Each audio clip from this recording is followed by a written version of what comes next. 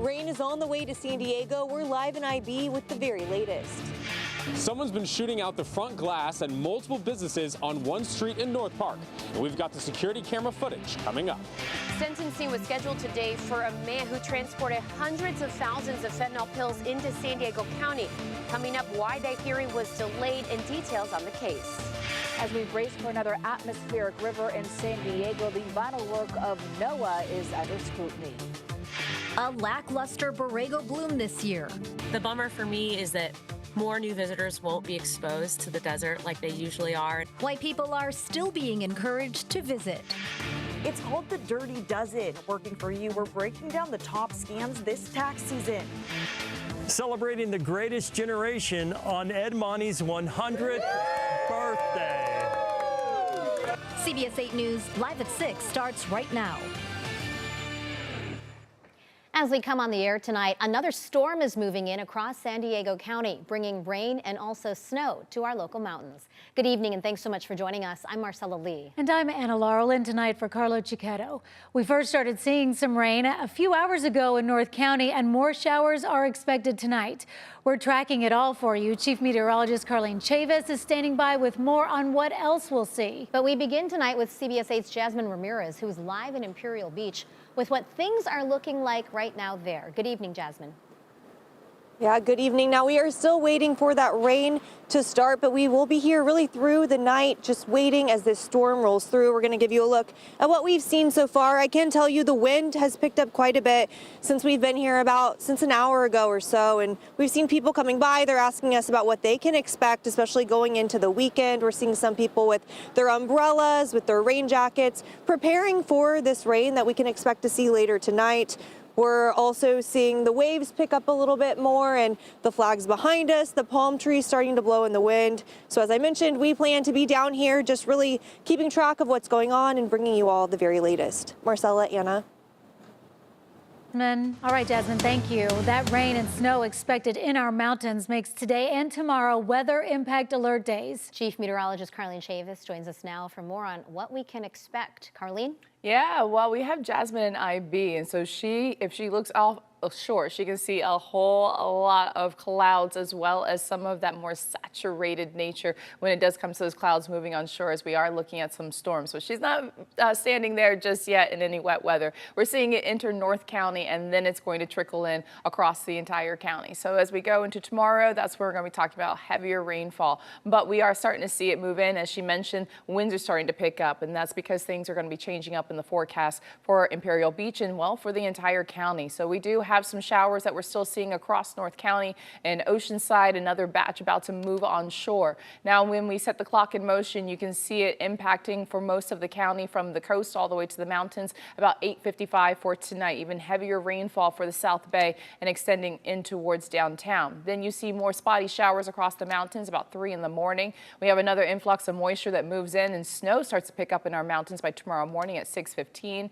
And then we get into the late morning hours where we see it a little bit more on the spotty side before we have that heavier stuff that rolls in. This is the view around about 4:35 by tomorrow afternoon, and then even heavier once we get past that point. So we'll continue to set the clock in motion and time out the rain a little bit more coming up in your complete forecast. Marcella.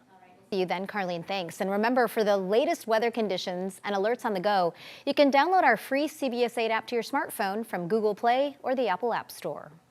Right now, frustration and fear in North Park. Businesses along University Avenue are on edge after a string of vandalism attacks shatter their storefronts.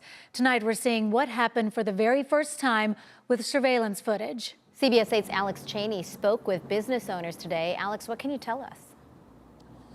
Yeah, that's right. Business owners in this area are concerned after a series of vandalism attacks on several of the businesses in this area. They're saying at least 2 spots that I talked to today had their front windows shot out by a car that just drove down University Avenue here in North Park. And now they're curious about why it's happening and who did it. The once inviting front glass of Botoxia in North Park is now boarded up after a second attack in a month. Security camera footage from the business shows the moment on February 3rd at 2:38 a.m. when a car drives by and launches something to shatter the left window of the business. Yeah, we've been real frustrated just having to deal with this. So we don't know why people are coming around vandalizing different offices, and so we just seem to be a victim. Brian says it took 3 weeks to replace that glass, and then the other window was broken. The second attack, also caught on camera, happened around 1:40 in the morning on March 3rd.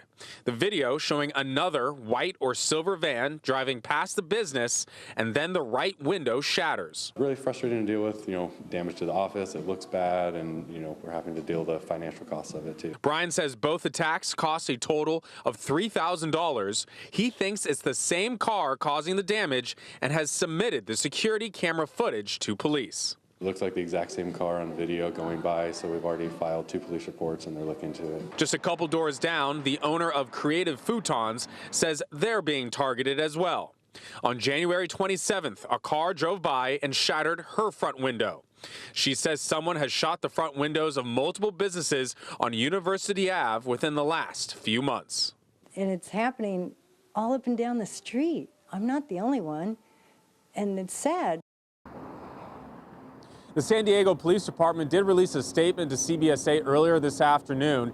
They said in part that from that security camera footage that you just saw, they were able to identify the vehicle, and they are pursuing who exactly was in the car at the time of those 2 attacks. Also, for the other business, the Creative Futons, the police say they do have a suspect in mind, but they consider the 3 events to be unrelated.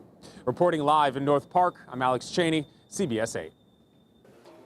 Thanks, Alex. New tonight, a convicted fentanyl dealer caught here in San Diego was supposed to be sentenced hours ago, but tonight we've learned that has been delayed. His punishment is coming, though. CBS 8's Shannon Handy was at that hearing today and shares the new details she learned about his crime.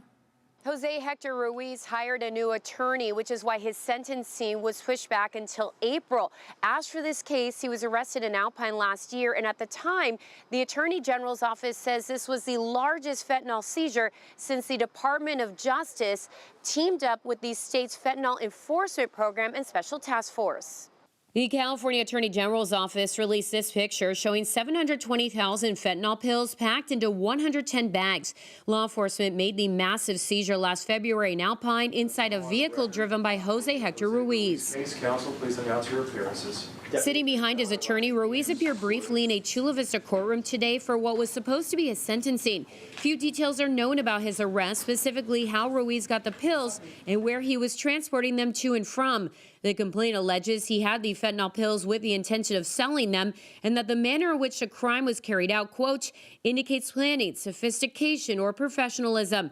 Attorney General Rob Bonta said his arrest resulted in countless lives being saved. We're here to give a collective warning to those smuggling illicit fentanyl through our border, inflicting pain and suffering, that we are watching and we are taking action. Bonta has visited the county before to talk about the fentanyl epidemic and the state's response, saying 47% of seizures happen in San Diego. In 2022, state lawmakers approved the creation of a fentanyl enforcement program that works with local and federal law enforcement partners throughout the state. The program is made up of bi-regional investigative teams placed in San Diego, Los Angeles, Dublin, and Sacramento. Together, they target major fentanyl trafficking criminal networks. Back in court, Ruiz smirked at his family as he left the courtroom. He faces more than 20 years in prison when he's sentenced next month. Shannon Handy, CBS 8.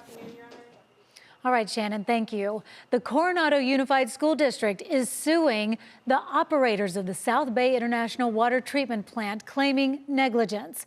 District leaders say students and staff have been exposed to raw sewage and dangerous toxins for decades, leading to numerous health issues. They also accuse the plant of violating the Clean Water Act by allowing raw sewage from Mexico to be dumped into the Tijuana River estuary and San Diego beaches. A spokesperson for the plant's operator tells us they believe it's Mexico that should be held accountable. Mexico has sent so much debris, mud, silt, garbage in the sewage that comes into the plant, that it's knocked pumps offline.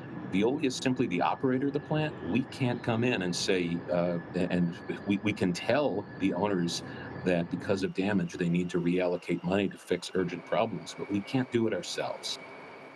Coronado Unified wants the company to pay medical treatment costs and health monitoring services. If you're interested in reading the district's full complaint and a full statement from that operating company, they're called Veolia, just head to CBS8.com and click on this story. San Diego is apparently home to the best place to grab a beer in the country. We'll have those details coming up, where you can try for yourself. Plus, after years of amazing super blooms, this year's is shaping up to be a bust. But people are still being encouraged to visit the area, and we'll tell you why. And how federal job cuts could impact weather forecasting and disaster preparedness after this.